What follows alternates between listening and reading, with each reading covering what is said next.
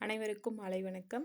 இன்றைக்கி நம்ம 11th third இயரில் ஃபஸ்ட் லெசன் பார்க்குறோம். அதில் ஃபஸ்ட் லெசன் வந்து என்ன கொடுத்துருப்பாங்க அப்படின்னா, மலை இடப்பெயர்கள் கொடுத்துருப்பாங்க. இதை ஃபுல்லாக வந்து எக்ஸ்பிளைன் பண்ணி ஒரு கட்டுரையாக எழுதினது யார் அப்படின்னா பாலகிருஷ்ணன். அவர் வந்து பார்த்தீங்க அப்படின்னா ஒரு ஐஏஎஸ் ஆஃபீஸர். இவர் தான் வந்து ஃபஸ்ட்டு தமிழில் வந்து ஃபுல்லாக யூபிஎஸ்சி எக்ஸாம் தமிழ்லேயே எழுதி ஐஏஎஸ் ஆனவர் வந்து இவர் தான். ஓகேங்களா? பாலகிருஷ்ணன்றவர் தான். பின்னாடி ஆசிரியர் குறிப்பில் வருது, நம்ம அப்போ பார்த்துக்கலாம். இப்போ இந்த லெசன்ஸ் வந்து கொஞ்சம் ரொம்ப ரொம்ப இம்பார்ட்டண்டான ஒரு லெசன். ஏன்னா தமிழக வரலாறுன்னு எடுக்கும் போது திராவிட வரலாறு மேக்ஸிமம் எல்லா வரலாறும் இதில் ஓரளவுக்கு வந்து பார்த்திங்க அப்படின்னா இன்க்ளூட் ஆகும். ஸோ இந்த லெசன் ரொம்ப ரொம்ப இம்பார்ட்டண்டான ஒரு லெசன். இப்போ அந்த பாக்ஸில் வந்து பாருங்கள், வெறும் இம்பார்ட்டன்ட் மட்டும்தான், எக்ஸாம் பாயிண்ட் ஆஃப் வியூ மட்டும்தான் பார்க்குறோம். ஸோ ஃபஸ்ட்டு பாருங்கள் என்னென்ன பாயிண்ட் இருக்குது அப்படின்னா, நம்ம மலைப்பகுதி அப்படின்னா மேக்ஸிமம் என்ன சொல்லுவோம் அப்படின்னா, மலையும் மலை சார்ந்த இடம் நம்ம வந்து குறிஞ்சி அப்படின்னு சொல்லுவோம். அப்போ குறிஞ்சி சார்ந்த இடங்களை தான் வந்து நம்ம மலைப்பகுதி அப்படின்ற மாதிரி இங்கே கான்செப்ட் சொல்லியிருப்பாங்க. நெக்ஸ்ட் நம்மளுக்கு என்ன தெரியணும் அப்படின்னா, மலை குன்றுகளின் பெயர்கள் குறித்த ஆய்வை வந்து நம்ம என்ன சொல்கிறோம் அப்படின்னா ஆராலஜ் அப்படின்னு சொல்கிறோம். ஓகேங்களா? இது வந்து நமக்கு இங்கே தெரியணும். அடுத்த பாயிண்ட்டு இங்கே 2 கொடுத்துருப்பாங்க.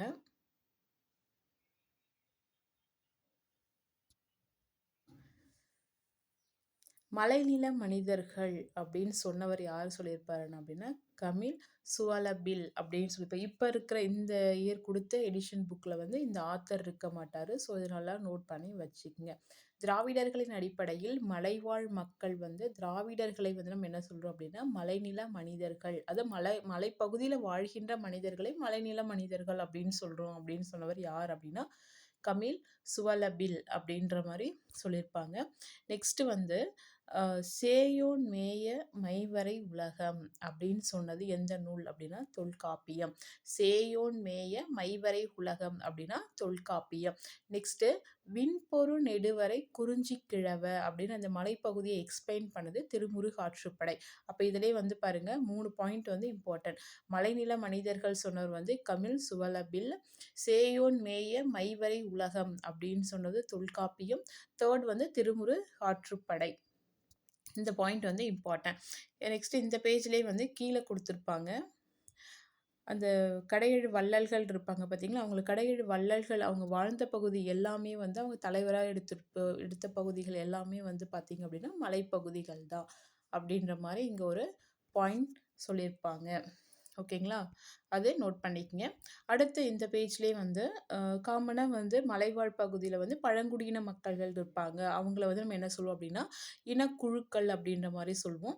ஸோ அந்த இனக்குழுக்கள் வாழ்கின்ற பகுதியை வந்து நம்ம என்னென்ன சொல்கிறோம் அப்படின்ற மாதிரி இந்த பாக்ஸில் கொடுத்துருப்பாங்க. காமனாக இதில் வந்து ஷார்ட்கட் நீங்கள் எப்படி வச்சுக்கணும் அப்படின்னா, கண்டிப்பாக இதில் வந்து படிக்கணும். இதில் வந்து ஒரு 1 மார்க்ஸ் வந்து கண்டிப்பாக எல்லா எக்ஸாம்ஸ்லேயும் வருது. அப்போது மால் பகாடியா அப்படின்னா ஜார்க்கண்ட், இது கொஞ்சம் வெரி ஆகும். அப்புறம் மலேரு அப்படின்றது தட்சிண கன்னடாவில் வந்து வரும். மீதி நான் சொல்கிற மாதிரி நீங்கள் ஷார்ட்கட் பார்த்துக்குங்க. மால் அப்படின்னு வந்துச்சுன்னா ஜார்க்கண்ட், மலேரு மலையில் ஏறு அப்படின்னு வந்தால் கன்னடா அப்படின்றத ஞாபகம் வச்சுக்கணும். மீதி எப்படி ஞாபகம் வச்சுக்கலாம் அப்படின்னா, மீதி எல்லாமே கேரளா தான் வரும்.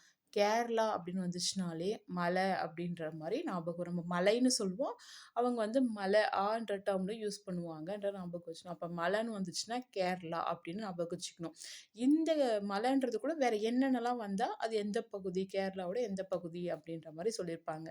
அரையன், மலை அரையன் அப்படின்னா மேற்கு தொடர்ச்சி மலை. மேற்கு தொடர்ச்சி மலை எப்படி இருக்கும்? அழகாக இருக்கும். அப்போது மலை அரையன், அப்போ என்ன வரணும் உங்களுக்கு? மேற்கு தொடர்ச்சி மலை அப்படின்னா கேரளாவில் அந்த கண்டினியூட்டி இருக்குது. அப்போ வந்து மலை அப்படின்ற நம்ம போட்டுருவோம் கேரளாவில். மேற்கு தொடர்ச்சி மலை எப்படி இருக்கும்? அழகாக இருக்கும். ஸோ அரையன் அப்படின்றது ஞாபகம் வரணும். நெக்ஸ்ட் குறவன், மலை கூட என்ன பண்ணியிருக்கு? குறவன். மலைனா அப்போ கேரளான்னு தெரிஞ்சிருச்சு. காமனாக மலைன்னு வந்துச்சுனால கேரளா அப்படின்னு டேரெக்டாக கேட்டு நம்ம டேரெக்டாக போட்டுலாம். எந்த டிஸ்ட்ரிக்ட்னு கேட்டால் ஞாபகம் இருக்கணும். அப்போ குறவன் அப்படின்னா நெடுமாங்காடு.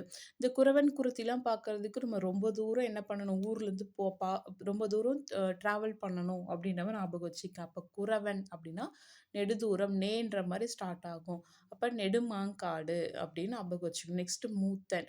மூத்தன் வந்து என்ன பண்ணுவாங்க? நமக்கு மூத்தவரா இருப்பாங்க வந்து வெளிநாட்டுக்கு போய் நமக்கு சம்பாதிச்சு நம்ம குடும்பத்த காப்பாத்துவாங்க. ஸோ ஏர்நாட் அப்ப ஏர்போர்ட் போயிட்டு வெளிநாட்டுக்கு போய் சம்பாதிப்பாங்க. அப்ப மூத்தன் அப்டின்னா எர்நாட் அப்படின்னு ஞாபகம் வச்சுக்கணும். அது வெளிநாட்டுக்கு என்ன என்ன என்ன போறாங்க? ஏரோப்ளேன்ல போறாங்க அப்படின்னு ஞாபகம் வச்சுக்கும். நெக்ஸ்ட் வந்து பனிக்கர். பனிக்கர்ன்றது மட்டும் வட கேரளா அப்படின்னு ஞாபகம் வச்சுக்கங்க. நெக்ஸ்ட் மலையன். மலையர்னாலே நம்ம கேரளா பக்கத்துல இருக்க அந்த பார்டர்ல இருக்கிற பாலக்காடு தான் சொல்வோம். ஓகேங்களா. நெக்ஸ்ட் வேடா. வேடா அப்படின்னா இடுக்கி. ஓகேங்களா. இட்லி வந்து எனக்கு வேணாம் அப்படின்னு ஞாபகம் வச்சுக்க. இட்லி கேரளால இருக்கவங்க என்ன பண்ணுவாங்க? இட்லி வந்து வேணான்னு சொல்லுவாங்க. அப்போ இடுக்கி ஈனா இங்க இட்லின்னு ஞாபகம் வச்சுக்கங்க. அப்படி இல்லைன்னா வே இடுக்கிய வந்து வேணான்னு சொல்லுவாங்க. அப்படி கூட நம்ம ஞாபகம் வச்சுக்கலாம். அப்போ மலைன்னு வந்துச்சுன்னா கேரளான்றது இங்க ஞாபகம் வரணும். அரையன் அப்படின்னா அழகா இருக்கு. அப்ப மேற்கு தொடர்ச்சி மலை அழகா இருக்கு. குறவன் அப்படின்னா அவங்கள பார்க்கறதுக்கு நம்ம நெடுந்தூரம் டிராவல் பண்ணணும். அப்ப நெடுமங்காடு. மூத்தர் அப்படின்னு என்ன பண்ணுவாங்க? வெளிநாட்டுக்கு ஏர்போர்ட்ல போவாங்க. ஸோ ஏர்நாட். பனிக்கர் அது மட்டும் வட அப்படின்னு ஞாபகம் வச்சுக்கங்க. மலையன் அப்படின்னாலே நம்ம பாலக்காடு தான். அடிக்கடி வந்து நம்ம நியூஸ்ல போடுவாங்க. பாலக்காடு கேரளா பக்கத்துல இருக்க மலையர்கள் அப்படின்ற மாரி சொல்லுவாங்க. அப்ப மலையன். நெக்ஸ்ட் வேடா அப்படின்னா அந்த இட்லி எனக்கு வேணாம். அப்ப ஈன்ற டேர்ம் வந்து இங்க ஞாபகம் வரணும். ஓகேங்களா. இதெல்லாம் பார்த்தீங்க அப்படின்னா கன்ஃபார்மா இந்த கொஸ்டின் வந்து உங்களுக்கு ஞாபகம் வரும். நான் சொன்ன ஷார்ட்கட்ல. அடுத்து பாருங்க. நம்ம தமிழ்நாட்டுல பழங்குடியின மக்கள்கள் வந்து பார்த்தீங்க அப்படின்னா கோட்டா. ஓகேங்களா. கோட்டா வந்து எங்க இருக்கு?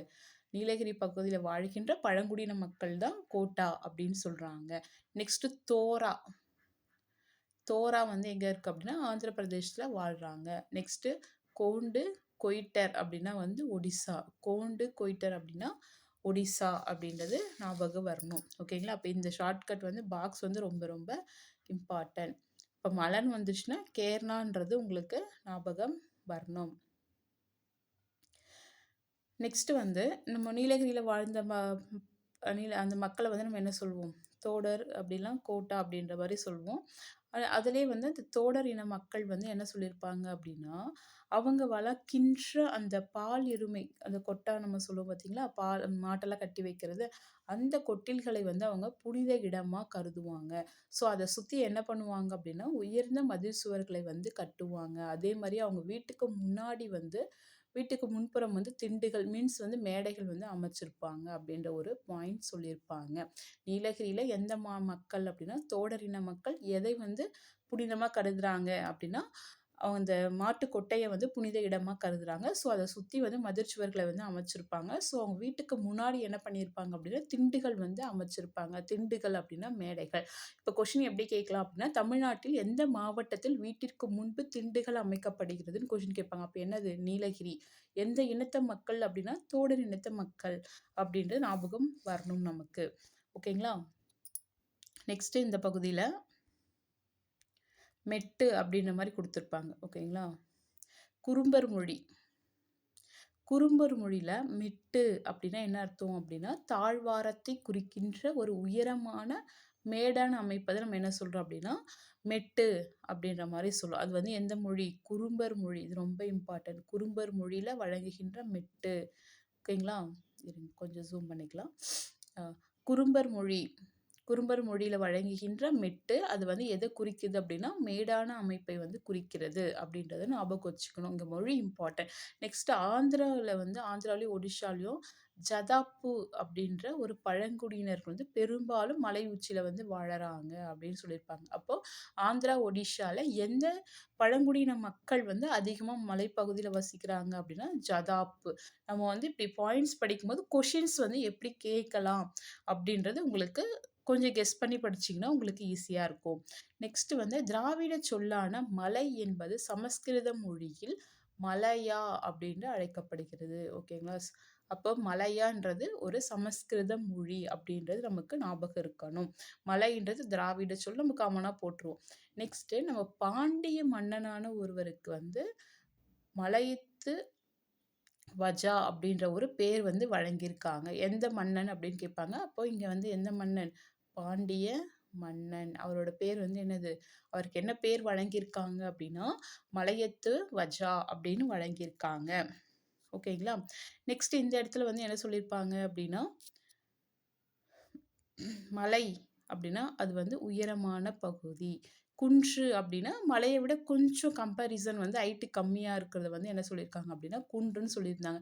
இது கூட பார்த்தீங்க அப்படின்னா குரூப் 2ல ரீசன் அவுட்ல வந்து கொஷின் கேட்டிருந்தாங்க. ஓகேங்களா? ஸோ அப்போ பார்த்துக்கங்க. மலைனா உயரமானது. அதை விட கொஞ்சம் கம்மியாக ஹைட் கம்மி இருக்கிறது நம்ம வந்து என்ன சொல்கிறோம் அப்படின்னா குன்று அப்படின்னு சொல்கிறோம். நெக்ஸ்ட்டு வரை.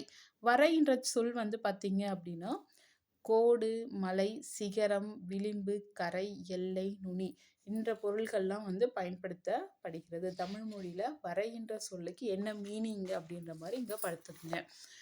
கோடு, மலை, சிகரம், விளிம்பு, கரை, எல்லை, நுனி இதெல்லாம் வந்து இம்பார்ட்டன்ட். ஓகேங்களா? இந்த லெசன் ரொம்ப ரொம்ப இம்பார்ட்டன்ட். நிறைய பாயிண்ட்ஸ் இருக்கும். நெக்ஸ்ட்டு இந்த மலைப்பகுதிகளில் வழங்குகின்ற அந்த பெயர்கள் வந்து எந்தெந்த மாவட்டத்தில் என்னென்ன அப்படி இருக்க மாதிரி சொல்லியிருப்பாங்க திராவிட சொற்களில். இப்போ இங்கே மலை, நம்ம வரை, மலா இதெல்லாம் வந்து மலையை குறிக்கின்ற ஒரு சொற்கள் தானே. அப்போ மலைன்றது எந்தெந்த இடத்துல உச்சரிக்கிறாங்க அப்படின்னா மாநிலத்தில் வந்து உத்தரகாண்ட், ஜார்க்கண்ட், உத்தரப்பிரதேசம் இந்த இடத்துலலாம் வந்து பார்த்திங்க அப்படின்னா மலை அப்படின்னு யூஸ் பண்ணுறோம். இப்போ நம்ம என்ன பண்ணிக்கலாம் அப்படின்னா உத்தரகாண்ட், உத்தரப்பிரதேசம் இது வந்து ஊன்ற டேர்ம்லேயே வந்துடுது. ஸோ மலை அப்படின்ற மாதிரி மலைன்றது உண்மையாக இருக்குது அப்படின்னு ஞாபகம் வச்சுக்கலாம். அப்போ அந்த மலைப்பகுதியில் வந்து பார்த்தீங்க அப்படின்னா நமக்கு வந்து என்ன கொடுப்பாங்க அப்படின்னா சமோசா அப்படின்ற மாதிரி ஞாபகம் வச்சுக்கலாம். அப்போ சமூலி. ஓகேங்களா? மலைப்பகுதியில் உண்மையாகவே என்ன விற்கிறாங்களாமா அப்படின்னா சமோசா விற்கிறாங்க. ஓகேங்களா? ப்ளஸ் கூட என்ன பண்ணுறாங்க அப்படின்னா குல்பி விற்கிறாங்க அப்படின்ற மாதிரி ஞாபகம் வச்சுக்கலாம். ஓகேங்களா? ஜார்க்கண்ட், உத்தரகாண்ட், ஜார்க்கண்ட், உத்தரப்பிரதேசம் இதெல்லாம் வந்து மலைன்ற டேர்ம் யூஸ் பண்ணுறாங்க. உத்தரகாண்டில் வந்து சமோசா விற்கிறாங்க. ஜார்க்கண்டில் வந்து என்ன பண்ணுறாங்க குல்பி விற்கிறாங்க. அந்த மீன்ஸ் இந்த ஃபஸ்ட்டு டேர்முக்கு நான் உங்களுக்கு ஷார்ட்கட் சொல்கிறேன். நெக்ஸ்ட்டு உத்தரப்பிரதேஷில் வந்து ஜவுன்பூர் அப்படின்ற டேர்மில் வந்து அந்த டிஸ்ட்ரிக்டில் வந்து மலைன்ற டேர்மை வந்து நம்ம யூஸ் பண்ணுறோம். நெக்ஸ்ட்டு வரை. ஓகேங்களா? வரைன்ற சொல் வந்து எங்கே யூஸ் பண்ணுறாங்க அப்படின்னா குஜராத், மகாராஷ்டிரா, இமாச்சல பிரதேஷ். இது எப்படி நம்ம ஞாபகம் வச்சுக்கலாம் அப்படின்னா நம்ம ஃப்ரெண்டை வந்து ஒருத்தர் என்ன பண்ணியிருக்கான் அப்படின்னா குஜராத்துக்கும் மகாராஷ்டிரா வரைக்கும் போயிட்டு வரலாம் அப்படின்ற மாதிரி. குஜராத், மகாராஷ்டிரா வரைக்கும் வரைன்றது இங்கே வந்துடுது. ஓகேங்களா? குஜராத், மகாராஷ்டிரா வரைக்கும் போகலான்னு சொன்னால் அவன் ஹிமாச்சலம் என்ன பண்ணியிருக்கான் பக்கத்தில் தானே இருக்குது போயிட்டு வரலாம் அப்படின்னு கூப்பிட்றான் அப்படின்னு ஞாபகம் வச்சுக்கணும். ஓகேங்களா? ஷார்ட்கட். அப்போது வரை அப்படின்னா குஜராத், மகாராஷ்டிரா வரைக்கும் போகலான்னு சொன்ன ஃப்ரெண்டு பக்கத்தில் என்ன பண்ணியிருக்கு ஹிமாச்சல பிரதேசம் இருக்குதா அங்கே தானே போயிட்டு வரலாம் அப்படின்ற மாதிரி பக்கம் தானே போயிட்டு வரலாம் அப்படின்ற மாதிரி யூஸ் பண்ணுறாங்க. இப்போ காமனாக நம்ம டிஸ்ட்ரிக் ஐடென்டிஃபை பண்ணிட்டோம், ஸ்டேட் ஐடென்டிஃபை பண்ணிட்டோம் அப்படின்னா டிஸ்ட்ரிக் வந்து ஈஸியாக ஓரளவுக்கு போட்டுடலாம். ஓகேங்களா? மேக்ஸிமம் கொஷின்ஸ் வந்து டிஸ்ட்ரிக் தான் கேட்பாங்க. மலைன்ற டேர்ம் வந்து எந்த டிஸ்ட்ரிக்டில் வந்து ஃபாலோ பண்ணுறாங்க, சாரி எந்த ஸ்டேட்டில் வந்து ஃபாலோ பண்ணுறாங்க அப்படின்றத கேட்பாங்க. மேக்ஸிமம் கொஷின்ஸ் அதுதான் வரும். ஓகேங்களா? நெக்ஸ்ட்டு வந்து மலா. மலான்ற சொல் வந்து அந்த மலையை தான் குறிக்குது. அது வந்து எங்கே யூஸ் பண்ணுறாங்க அப்படின்னா பஞ்சாப்ல, நெக்ஸ்ட் ராஜஸ்தான், கர்நாடகா.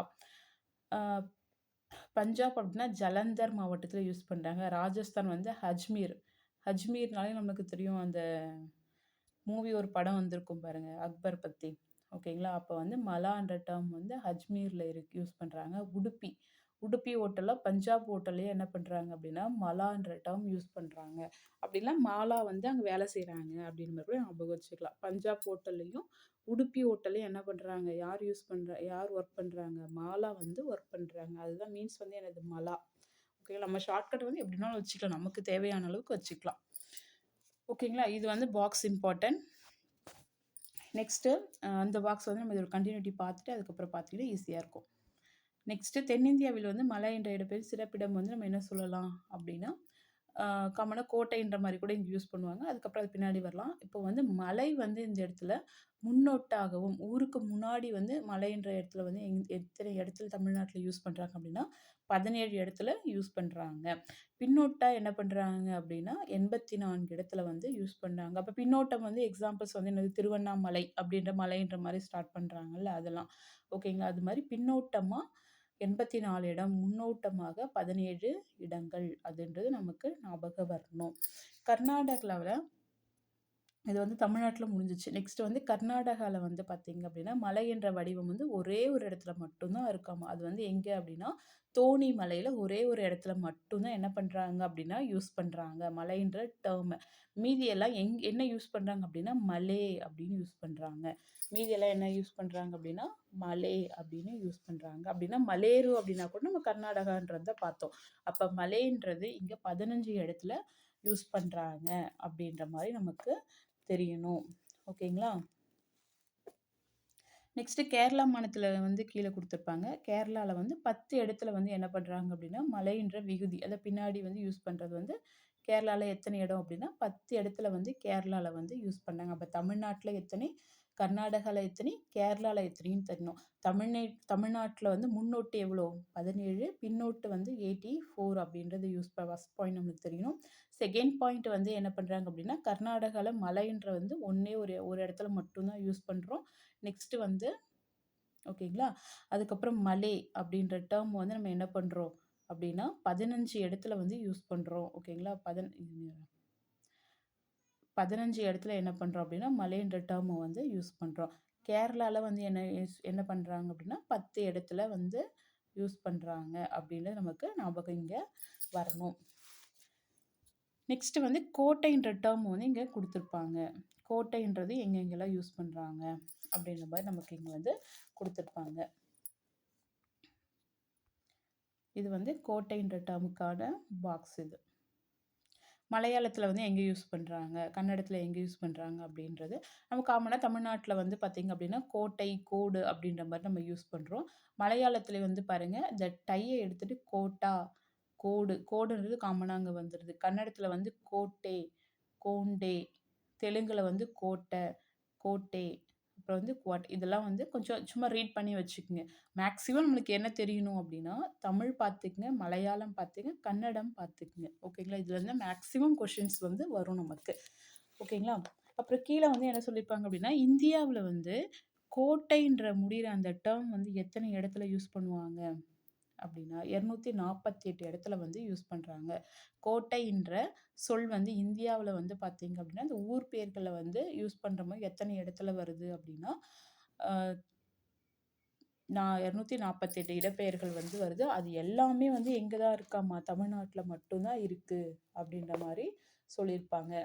எல்லா கோட்டை பெயர்களும் வந்து 248 இருக்கு. அந்த பெயர்கள் எல்லாமே வந்து எங்க இருக்காமா அப்படின்னா, 248 இடத்துல தான் இருக்கு. ஆனா மலைப்பகுதிகள்னு வரும்போது கேரளாலயும் கர்நாடகாலயும் பிரிஞ்சு வரும். ஆனா கோட்டைன்ற டெர்ம் வந்து பார்த்தீங்கன்னா, முழுக்க முழுக்க தமிழ்நாட்டை சார்ந்ததா தான் குடுத்துருக்காங்க. அது எத்தனை இடம் அப்படின்னா, 248 இடங்கள் வந்து குடுத்துருப்பாங்க.